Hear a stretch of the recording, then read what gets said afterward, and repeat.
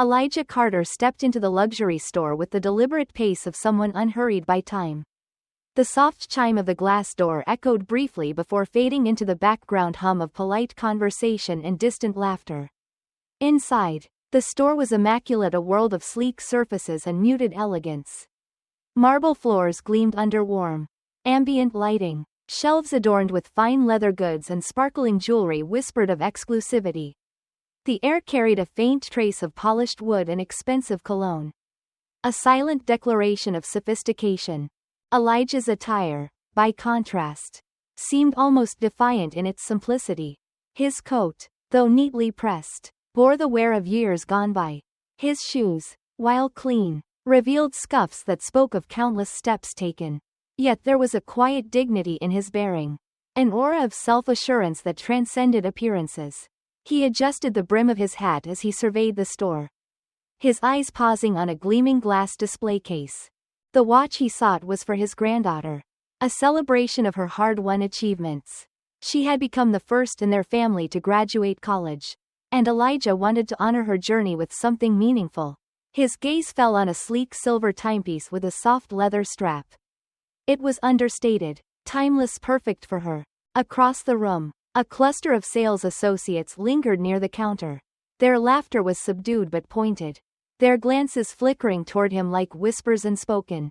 Among them, a young woman in a tailored blazer leaned against the counter, her posture casual but her expression watchful. Her name tag read Madison Walker. Elijah approached her with a measured step, his voice calm and polite. "Excuse me," he began, "I'd like to see the silver watch in the case over there." Madison's smile was thin, almost practiced, as her eyes swept over him. Her glance lingered a moment too long on his coat, his shoes, the way he carried himself. "Are you sure?" she asked, her tone laced with condescension. "That collection starts at $1,200. Her words hung in the air, heavy with implication, but Elijah's expression didn't waver. "I'm sure," he replied evenly, his tone betraying no offense. "May I see it?" For a moment, she hesitated, glancing toward her colleagues, who exchanged amused looks. Then, with a sigh that barely masked her reluctance, Madison unlocked the display case. She retrieved the watch and placed it on the counter with a touch too little care.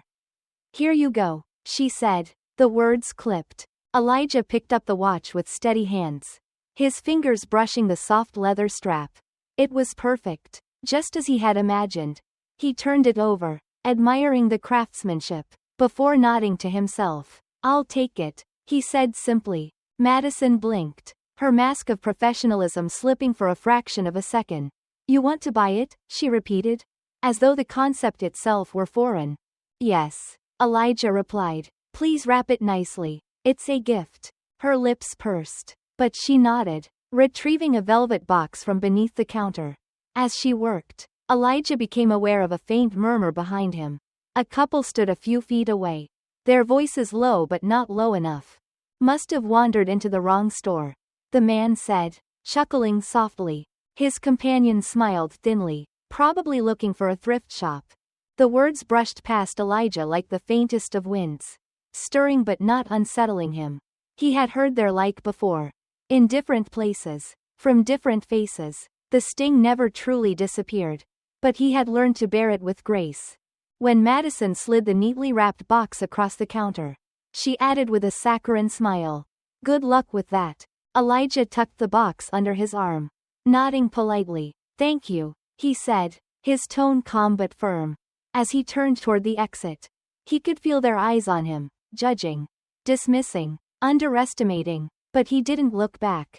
The chime of the door sounded again as Elijah stepped into the cool afternoon air. The wind carried the faint scent of autumn leaves, grounding him. He paused for a moment, adjusting his hat, and allowed himself a small, knowing smile. Inside the store, the laughter resumed, softer now but no less sharp. They thought they understood him, thought they had measured his worth with a glance. But they hadn't seen him. Not truly. They had no idea who he was, what he had built, or the quiet strength he carried. And for now, that was just as well. The lesson they were about to learn would come in time. Elijah walked down the sidewalk with steady steps, the velvet box cradled under his arm. A gift for his granddaughter. It wasn't just a watch. It was a symbol of perseverance, of pride, of the resilience that had carried him through a lifetime of such moments. Elijah Carter sat on a park bench just down the street from the luxury store. The weight of the small velvet box resting lightly on his lap. The breeze rustled the golden leaves overhead, casting shifting shadows on the pavement below. Around him, the world moved at its usual rhythm. Children chased one another across the park, their laughter spilling into the air. A vendor selling roasted peanuts called out to passers-by. Elijah's gaze followed the scene, though his thoughts were elsewhere. The interaction in the store replayed in his mind, not with anger but with a quiet clarity that comes only with age. Madison's dismissive tone, the glances exchanged between the other staff, the murmured comments from the couple behind him, they were not unfamiliar. They were threads in a pattern he had seen woven time and again throughout his life. He had not spoken up, nor had he raised his voice. That had never been his way. Elijah had long since learned that dignity wasn't something others granted. It was something you carried within yourself. Still, he couldn't deny the familiar ache that settled in his chest. A weight that came not from surprise but from the unrelenting constancy of it all. A shadow fell across him, and Elijah looked up to see a young man in a sharp suit hurrying past. His leather briefcase swung in rhythm with his brisk steps. The man glanced briefly at Elijah, his eyes skimming over the older man's worn coat and scuffed shoes before quickly looking away. It was a fleeting moment, barely noticeable, yet it carried the same unspoken message Elijah had encountered inside the store. You don't belong. Elijah adjusted his hat, his movements slow and deliberate, as though brushing the moment aside. His granddaughter Layla's face came to his mind. Her radiant smile and boundless energy. She had worked so hard to get to where she was, pushing through obstacles Elijah wished she hadn't needed to face. The watch wasn't just a gift, it was a symbol of her perseverance. A reminder of the strength she carried in her. Excuse me, sir. The voice startled him out of his thoughts. Elijah turned to see a young woman standing nearby, her hands tucked into the pockets of her jacket. Her expression was hesitant but kind. Do you mind if I sit here? She asked, motioning to the other end of the bench. Not at all, Elijah replied, shifting slightly to make room. The woman sat down with a small sigh, pulling a notebook from her bag. She glanced at Elijah, her curiosity evident. That's a nice box, she said, nodding toward the velvet case on his lap. Elijah chuckled softly. It's a gift, he said, for my granddaughter. The woman smiled. That's sweet. Is it for a special occasion? Her college graduation, Elijah said, his voice tinged with pride. First in the family to graduate.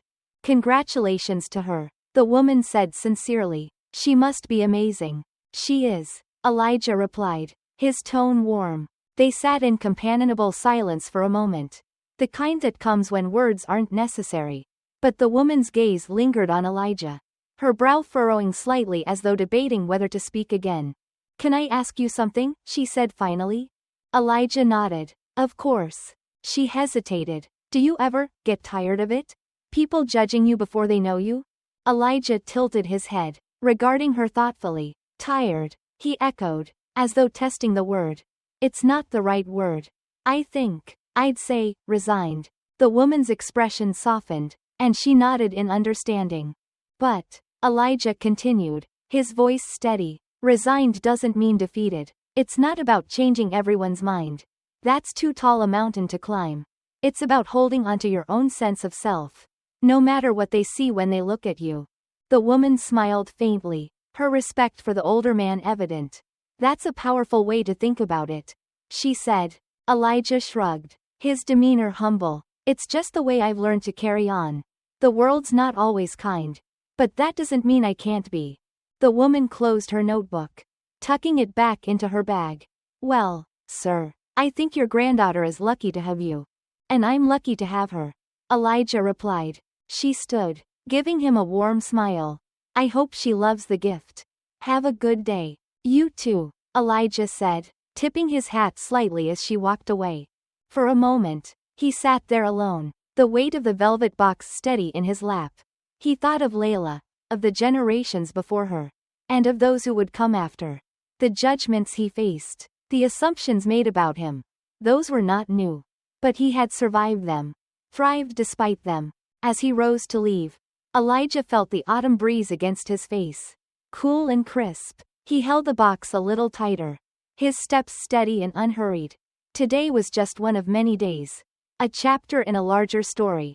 And while the world around him might judge or dismiss him, Elijah knew his worth.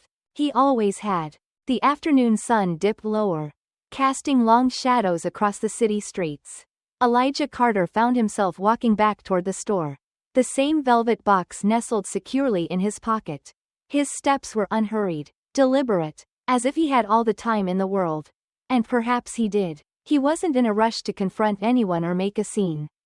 That wasn't his way. Instead, he wanted to ensure one simple thing, that what he left behind was more than just a purchase. It would be a memory, a message, and, hopefully, a small shift in perspective. When he reached the gleaming storefront, the glass doors opened with a soft chime, welcoming him back inside. The scent of leather and cologne was as potent as before, the polished marble floors reflecting the carefully curated displays of luxury goods. Yet, something about the air felt different now. The weight of earlier assumptions lingered, though faintly. It clung to the edges of the room, unnoticed by most but palpable to Elijah. Rebecca, the young sales associate, was back at her post behind the counter. She was tidying the displays with a practiced air, her demeanor crisp and professional. When her eyes flicked up and landed on Elijah, her hands stilled. For a fleeting moment, her expression betrayed surprise, followed quickly by something else, something she tried to mask behind a tight-lipped smile. Back again? She asked, her tone carefully neutral. Elijah offered her a polite nod. Yes. I realize there's something I need to clarify. Rebecca glanced toward the manager, who was speaking with another associate across the room. Her shoulders stiffened, and her smile faltered. If there's an issue with your purchase, you could have called, she said, though her voice lacked conviction. There's no issue with the watch, Elijah replied calmly. He stepped closer, his eyes steady on hers. But I think there's an issue worth discussing. Rebecca's smile disappeared entirely. She crossed her arms, her stance defensive. Look, she began. If this is about what happened earlier, it's not about me, Elijah interrupted gently. His tone was soft but carried an unmistakable firmness. It's about something bigger. Her brows furrowed, and she glanced again at the manager, who was now watching the exchange from a distance. The polished veneer of confidence she had worn earlier began to crack. What do you mean? Elijah placed the box on the counter between them, his hands steady. Tell me something, he said. When I walked in here earlier, what did you see? Rebecca blinked, her confusion evident. I don't understand. What did you see? Elijah repeated, his voice quiet but unwavering. An old man in a worn coat? Someone who didn't belong here. Her cheeks flushed, and she looked away, suddenly finding the counter beneath her hands fascinating. I didn't mean. I know, Elijah said, cutting her off with a small wave of his hand. You didn't mean anything by it. But intentions don't erase actions. Rebecca's lips parted as though she wanted to argue, but no words came. Instead, she shifted uncomfortably under his steady gaze. Elijah continued, his tone even, as if recounting a distant memory. You see, I've spent a lifetime walking into rooms where people looked at me and decided who I was before I ever said a word. Sometimes they saw a threat. Sometimes they saw someone beneath their notice. Rarely did they see the whole man. Rebecca's eyes darted to the manager, who was now approaching them, his brow furrowed with concern. Elijah didn't turn, he continued speaking, his words deliberate and calm. What you saw today, Elijah said, was just the surface. And I understand. It's easy to make assumptions. We all do it, whether we admit it or not. But here's the thing, assumptions can blind us. They can make us miss what's truly in front of us. By now, the manager had reached the counter. Is everything all right here? He asked, his tone cautious, his eyes darting between Elijah and Rebecca. Elijah turned to him, offering a small, polite smile. Everything is fine. I was just sharing a thought with your associate.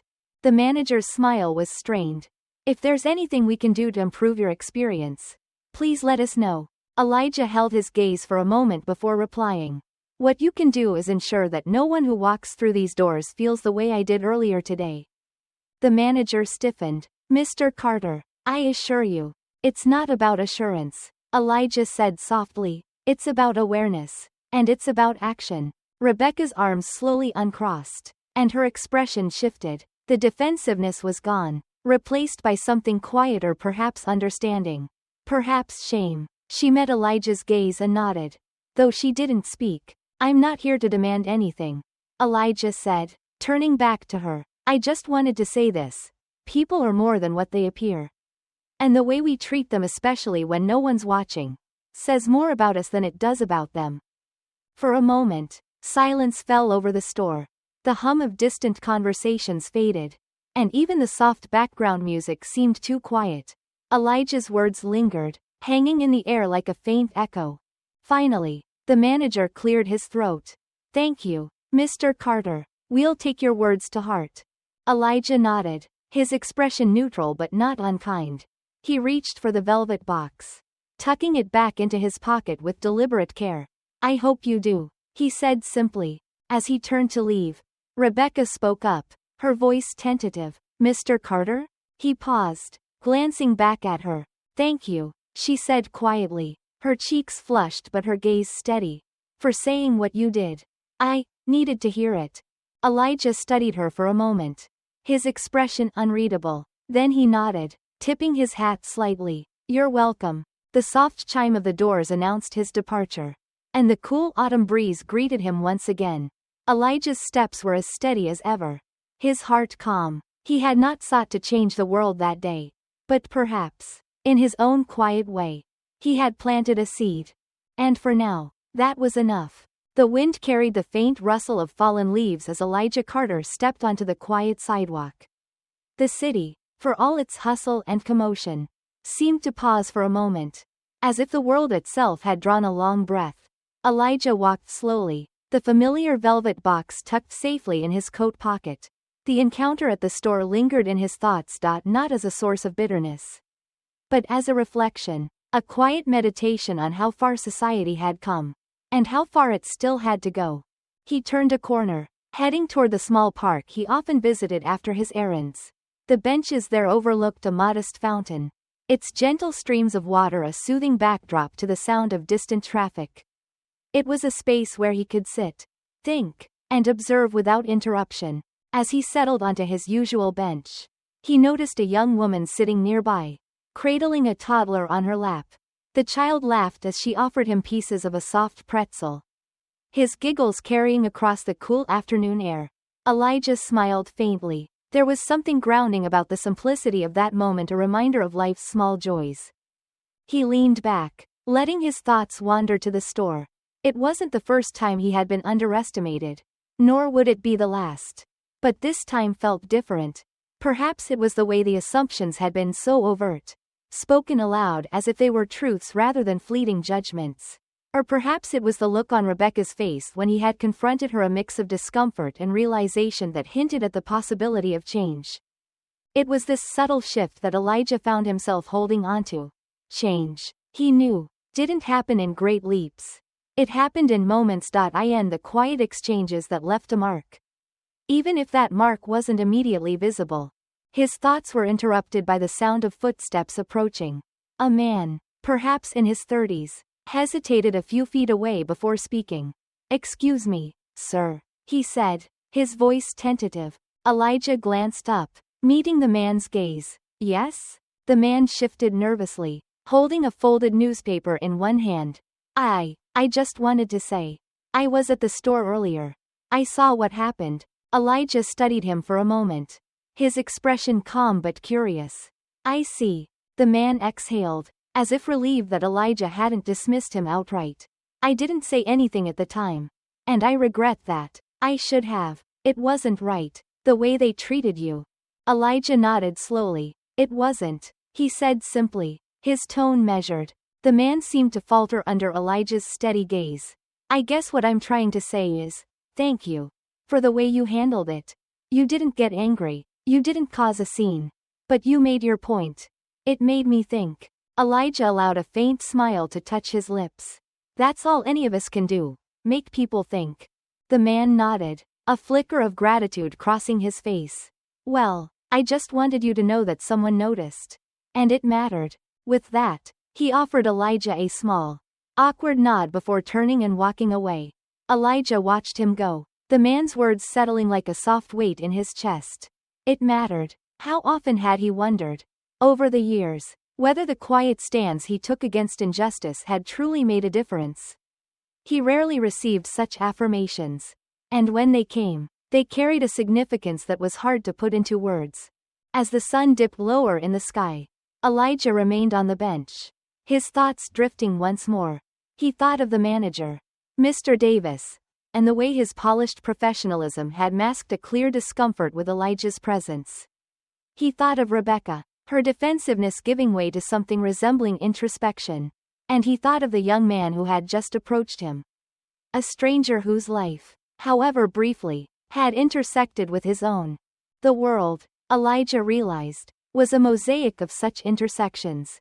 Every interaction left a mark, no matter how fleeting, and while some marks were sharp and painful, others had the potential to heal, to shift perspectives in ways that might not be immediately visible but were nonetheless profound. He pulled the velvet box from his pocket, opening it to admire the watch inside. Its face gleamed in the fading light, a quiet symbol of resilience and time's steady march forward. The watch wasn't just a gift for his granddaughter. It was a reminder for her. For him. For anyone who might hear this story. That dignity wasn't something to be granted or taken away. It was something you carried within you, no matter the world's attempts to diminish it. When Elijah finally rose from the bench, the park was beginning to empty. The mother and child had left, their laughter replaced by the distant murmur of the fountain. He adjusted his hat, slipping the box back into his coat pocket, and started toward home. As he walked, he felt the weight of the day lift slightly, replaced by a quiet resolve. The world might not change overnight, but it was in the small, deliberate steps that progress was made. And for Elijah, that was enough. The soft hum of the evening accompanied Elijah Carter as he stepped onto his porch. The creak of the wooden boards beneath his feet a familiar sound. The air was cool, carrying the faint scent of autumn leaves and distant wood smoke. He placed the velvet box carefully on the small table beside his chair and settled into his favorite spot. The woven seat worn smooth from years of use. This was his sanctuary, a place where time slowed, and the weight of the world seemed just a little easier to bear. The porch overlooked a modest garden, its flowers now fading with the season. It wasn't much, a patch of earth bordered by weathered stones, but it was enough. Elijah had tended it for years, finding solace in the rhythm of planting and pruning. There was something grounding about it, the reminder that life, in all its forms, required care and patience to thrive. As he leaned back, his thoughts returned to the store and the faces that lingered in his memory. Rebecca's skeptical glance, Mr. Davis's forced politeness, and the silent judgment of other customers who had stood by, complicit in their indifference. It wasn't the first time Elijah had faced such moments. He doubted it would be the last. But each time, it left him with questions, not of anger, but of reflection. Why did people so easily forget that dignity was a right, not a privilege? Why did appearances hold so much power over perceptions? These weren't new questions for Elijah, but they remained unanswered, lingering like shadows in the corners of his mind. He reached for the velvet box, opening it to reveal the watch nestled inside. Its design was elegant in its simplicity. A sleek silver face with a leather band that felt soft yet sturdy under his fingers. It wasn't ostentatious or flashy. It was timeless, much like the lessons Elijah hoped to pass on to his granddaughter. The watch wasn't just a gift for her upcoming graduation. It was a symbol, a reminder of everything Elijah had learned in his long life. He thought about the years he had spent building his company, about the long hours, the closed doors, and the quiet victories. Success, he had learned, wasn't about proving others wrong. It was about proving yourself right, about standing firm in your convictions, even when the world tried to shake them. The creak of the porch boards interrupted his thoughts. Looking up, Elijah saw his neighbor, Mrs. Whitaker, standing at the edge of the garden. She was a small woman. Her frame slight but her presence commanding in a way that only years of wisdom could grant. She carried a plate covered with a kitchen towel, her steps careful as she approached. "I brought you some pie," she said, her voice warm but firm. "Apple. Thought you might like a slice." Elijah smiled, rising to meet her. "Thank you, Martha. You're always spoiling me." She waved a hand dismissively. "Nonsense. Someone's got to make sure you're eating properly." He chuckled, taking the plate from her and setting it on the table. Martha followed his gaze to the watch, her eyes narrowing slightly as she studied it. "Is that the gift for your granddaughter?" she asked, nodding toward the box. Elijah nodded. "It is. Picked it up earlier today." Martha settled into the chair beside him, her movements deliberate as she lowered herself into the seat. "Looks like a fine watch," she said, her tone thoughtful. "But you look like you've been carrying more than just that box today." Elijah glanced at her, his smile faint but genuine. "You've always had a way of reading people." She tilted her head, waiting for him to continue. "I had an experience at the store," he said after a pause. "The kind that reminds you just how much further we have to go." Martha folded her hands in her lap, her expression softening. "Let me guess. Someone assumed you didn't belong there." Elijah nodded. "Something like that." She sighed, her gaze drifting to the garden. "You'd think people would know better by now. But it seems some lessons are harder to learn." They sat in companionable silence for a moment, the evening settling around them like a soft blanket. Finally, Martha spoke again, her voice low but steady. "Did you say something to them?" Elijah nodded. "I did, not in anger, but I made sure they understood. At least, I hope they did." Martha looked at him, her eyes glinting with quiet admiration. "You've always had that kind of strength, Elijah, the kind that doesn't need to shout to be heard." He smiled, the lines around his eyes deepening. "Sometimes, it feels like a quiet voice isn't enough." Martha reached over, placing a hand on his. "But it is. You might not see it, but every time you stand tall, you leave a mark. You make people think, and that's where change starts." Elijah nodded slowly, her words settling over him like the warmth of a fire on a cold night. He had spent a lifetime fighting battles, some louder than others, but always with the same unwavering resolve. It wasn't about winning every time. It was about refusing to let the world dictate his worth. As the sun dipped below the horizon, casting the porch in a soft amber glow, Elijah felt a sense of peace.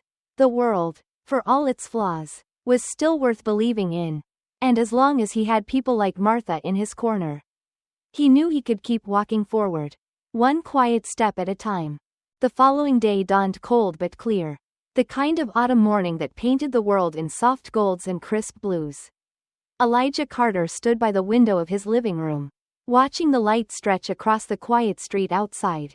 He cradled a cup of coffee in his hands, its warmth seeping through the porcelain and into his palms. The house was still, save for the occasional groan of the floorboards as they adjusted to the cool air. He had risen earlier than usual, his mind restless. The events at the store lingered, not as a sharp sting but as a quiet weight, the kind one carried when the world reminded you again how it saw you. Despite his composure the day before, there was no denying the ache that accompanied such moments. It wasn't anger he felt but a familiar weariness, the cumulative burden of a lifetime of silent battles. The knock at the door broke through his thoughts, its sound measured and deliberate. Setting his cup on the windowsill, Elijah crossed the room, his steps slow but steady. When he opened the door, he was met with an unexpected sight. Mr. Davis, the store manager, stood on his porch, his polished shoes incongruous against the weathered wood. In his hands, he held a brown paper bag tied with a neat ribbon. "Mr. Carter," Davis began, his voice softer than Elijah remembered. "May I come in?" For a moment, Elijah said nothing, his dark eyes studying the man before him. Then, with a small nod, he stepped aside, gesturing for Davis to enter. The manager hesitated, as though crossing the threshold felt heavier than it should have. Before stepping into the warm, light-filled room, Elijah motioned toward the sofa, and Davis sat down, his posture stiff, his hands clasping the paper bag like a lifeline. I hope I'm not intruding, Davis said, his tone careful. Elijah settled into the chair opposite him, his expression calm. No intrusion, though I must admit, I wasn't expecting company this morning. Davis offered a faint, nervous smile. I imagine you weren't expecting many things yesterday either. Elijah tilted his head slightly, his silence inviting Davis to continue. I came to apologize, Davis said, his words coming out in a rush. For how you were treated. For how I treated you. There's no excuse for it. The sincerity in his tone wasn't lost on Elijah, though he remained quiet, allowing the man to find his footing. Davis took a deep breath, his gaze dropping to the bag in his hands. After you left, I couldn't stop thinking about it. About the assumptions I made. The way I dismissed you without even considering who you might be, or, more importantly, who you are. Elijah leaned back in his chair, his hands resting lightly on the arms. And what brought about this reflection? He asked, his tone even. Davis looked up, his expression earnest. You did, he admitted. Your calmness, your dignity. It made me realize just how wrong I was. You didn't have to say much. But the way you carried yourself, it spoke volumes. Elijah's gaze softened, though his expression remained guarded. Words are easy, Mr. Davis. Change is harder. I know, Davis replied quickly. That's why I wanted to come here. To start making amends. Not just with you, but in how I approach my work.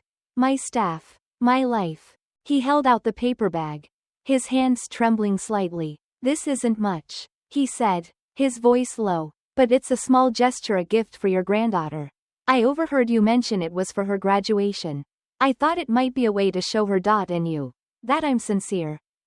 Elijah took the bag without a word, his fingers brushing against the cool, smooth ribbon. He untied it carefully, revealing a smaller box inside. Opening it, he found a delicate silver bracelet. Its design simple yet elegant. It's beautiful, Elijah said after a moment. His voice measured. He closed the box gently, setting it on the table between them. But gifts can't undo what's been done. Davis nodded, his expression pained. I understand that, and I don't expect forgiveness. Not yet. At least, I just wanted to show that I'm trying. For the first time, Elijah's expression softened into something resembling a smile. Trying is a good start, he said quietly. They sat in silence for a moment, the weight of the conversation settling between them. Outside, the faint rustle of leaves filled the air, a reminder of the world continuing on, indifferent to their quiet exchange. May I ask you something, Mr. Carter? Davis ventured, his voice tentative. Elijah nodded. Go ahead. How do you do it? Davis asked, his brow furrowing. How do you face moments like these with such grace? I don't think I'd have that kind of strength. Elijah's smile was faint but steady. It's not about strength, he said simply. It's about choice. I could let anger consume me. But what would that accomplish? I've learned that the best way to disarm prejudice is to show people the truth. Not through words, but through actions. Davis nodded slowly, his gaze thoughtful. You've given me a lot to think about. Elijah stood, signaling the end of their conversation. Davis rose as well, clutching his coat awkwardly. Thank you for seeing me, Davis said, his tone genuine. Elijah nodded, his expression kind but firm. Thank you for taking the first step. The rest is up to you. As Davis stepped out onto the porch, the morning sun caught the lines of his face, revealing both weariness and a newfound resolve. He turned back briefly, meeting Elijah's steady gaze. I won't forget this, Davis said softly. Elijah inclined his head. See that you don't. When the door closed, the house felt quiet again, the echoes of their conversation lingering like the soft hum of a distant melody. Elijah returned to his chair, the bracelet still sitting on the table.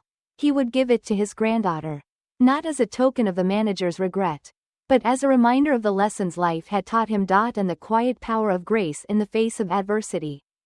The autumn sky stretched wide and unbroken as Elijah Carter strolled through the park. The crunch of leaves beneath his shoes was soft, a gentle rhythm to his thoughts. It had been weeks since the encounter at the store, and though the days had moved forward, the memory lingered like a ripple on still water. Not for its sharpness, but for the way it refused to fade completely. The park was alive with activity. Children's laughter rose from a distant playground, mingling with the chatter of dog walkers and the rustle of squirrels darting through the trees. Yet, amidst the noise, Elijah found a sense of peace, his solitude undisturbed by the bustle around him. As he walked, a voice called out behind him, hesitant but familiar, "Mr. Carter?" Elijah turned slowly, his gaze meeting that of a young woman. Rebecca, the store clerk from that day, stood a few paces away, her expression a mix of surprise and apprehension. She was dressed casually, her polished demeanor replaced by something more human, more vulnerable. "I didn't expect to see you here," she said, taking a cautious step closer. Elijah inclined his head, his face calm. "It's a good day for a walk." Rebecca hesitated, shifting her weight. "May I join you?" For a moment, Elijah said nothing, his dark eyes studying her. Then he nodded, gesturing for her to walk beside him. They fell into step, their pace slow but steady, the path winding ahead of them. The silence between them was not uncomfortable, but it carried weight. Rebecca was the first to break it. "I've been thinking a lot about what happened," she began, her voice quiet. "About the way I treated you." Elijah glanced at her, his expression unreadable. "And what have you concluded?" Rebecca's gaze dropped to the path in front of her. "That I was wrong," she admitted, "not just in how I treated you, but in how easily I made assumptions. It's something I've done before." Without even realizing it, Elijah nodded slowly, his hands clasped behind his back. "It's easier to follow a pattern than to break it." Rebecca looked at him, her eyes earnest. "I don't want to be that person anymore." They walked in silence for a while, the trees arching above them like silent witnesses. The air was cool but not biting, the kind of crispness that carried clarity with it. "It's not easy to change," Elijah said finally, his voice low but steady. "Especially when the habits we hold are rooted in the way we see the world." Rebecca nodded, her shoulders slumping slightly. "I know, but I've started trying. At work, with customers, even with people I pass on the street. I've been asking myself why I assume the things I do." Elijah smiled faintly, though his gaze remained forward. "Self-awareness is a good first step. Most people never reach it." Rebecca glanced at him, a flicker of hope in her expression. "Do you think it's possible to really change?" Elijah stopped walking, turning to face her fully. His expression was calm, but there was a gravity in his gaze that made her pause. "Change is always possible," he said quietly, "but it takes work. It takes humility and the willingness to confront the parts of yourself you'd rather ignore." Rebecca swallowed, his words settling over her like a quiet challenge. "I'm willing to try," she said, her voice firm despite the vulnerability beneath it. Elijah regarded her for a moment longer, then resumed walking. Rebecca followed, her steps a little lighter. As they rounded a bend in the path, the sound of a fountain came into view, its water sparkling in the sunlight. Elijah stopped near a bench, gesturing for Rebecca to sit. She hesitated, then joined him, her hands clasped tightly in her lap. "Tell me," Elijah said, his tone softer now, "what made you decide to change?" Rebecca took a deep breath, her gaze fixed on the fountain. "It was something you said," she admitted, "about how our actions leave marks, even when we don't mean them to. It made me realize how many times I've left marks on people without even thinking about it." Elijah nodded, his expression thoughtful. "And now? Now I want to leave better marks," she said simply, "on everyone I meet." For the first time, Elijah's smile reached his eyes. It was small, but it carried a warmth that made Rebecca's chest feel lighter. "That's a good goal," he said softly, "and a worthy one."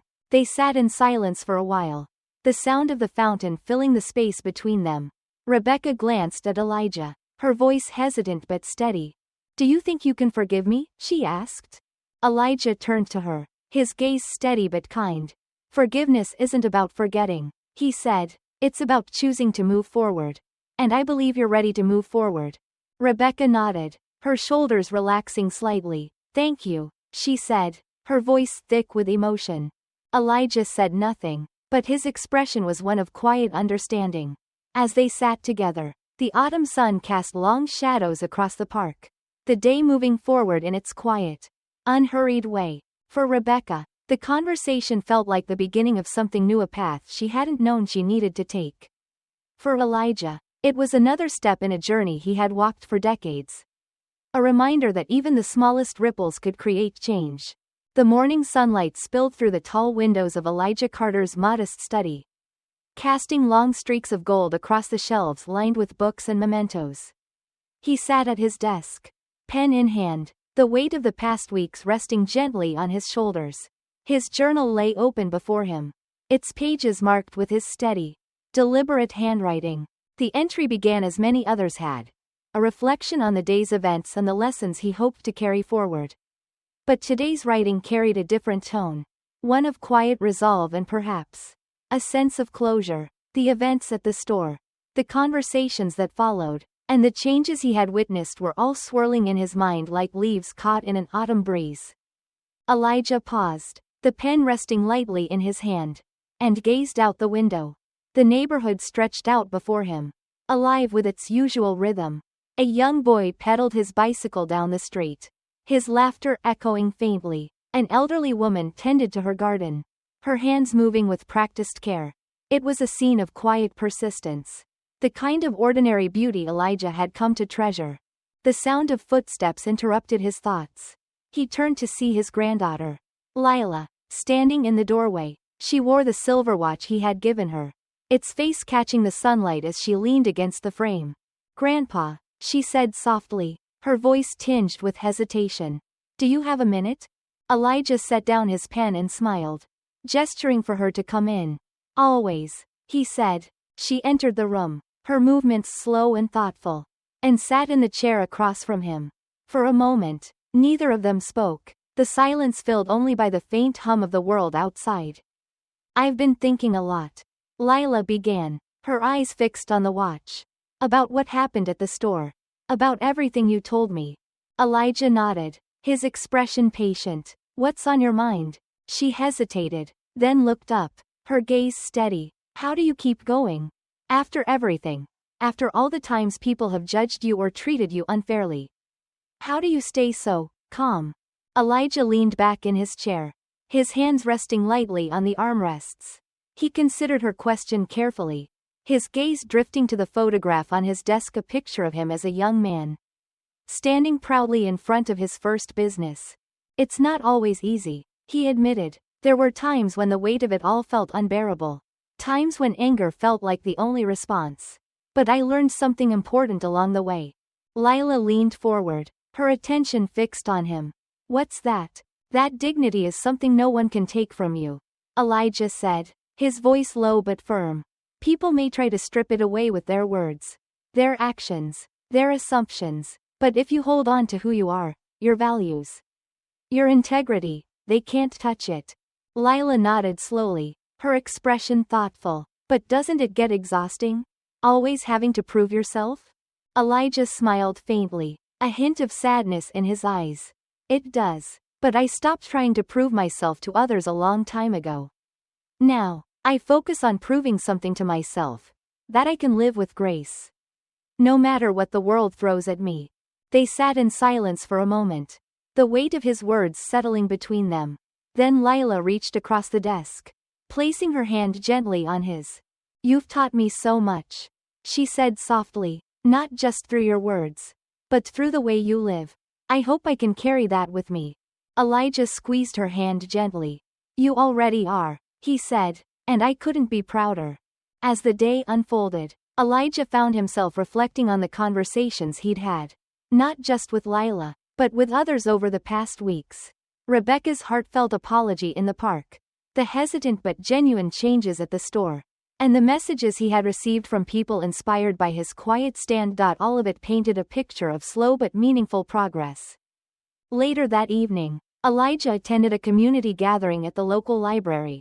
The event was small, a gathering of neighbors and friends who had come together to discuss ways to create a more inclusive and empathetic community. Elijah had been invited to speak, though he hadn't planned to say much. As he stood at the front of the room, the faces before him were a mix of young and old, familiar and unfamiliar. The room was quiet, expectant, and Elijah felt the weight of their attention. "I'm not here to give a speech," he began, his voice calm and measured. "I'm here to share a story. Not just my own, but one that belongs to all of us." He spoke about the store, about the assumptions that had been made, and about the small but significant steps that had followed. He didn't dwell on the injustice or the humiliation but focused instead on the quiet triumph of holding on to one's dignity and the power of simple human kindness. "When we judge others by what we see on the surface," he said, "we miss the richness of their stories. We deny ourselves the chance to understand, to connect, to grow." The room was silent as he finished, the weight of his words hanging in the air. Then, slowly, the audience began to applaud. It wasn't loud or raucous but steady and heartfelt, a ripple of gratitude and understanding spreading through the room.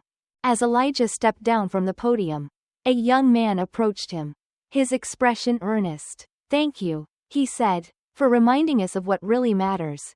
Elijah smiled, his heart full. "It's something worth remembering," he said. That night, as he sat by his window, watching the stars emerge one by one, Elijah felt a sense of peace settle over him.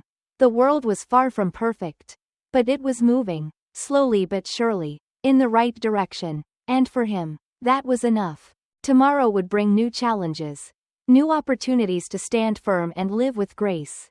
But for now, Elijah allowed himself a moment of quiet triumph, a reminder that even the smallest actions could create ripples that reached farther than he could ever imagine.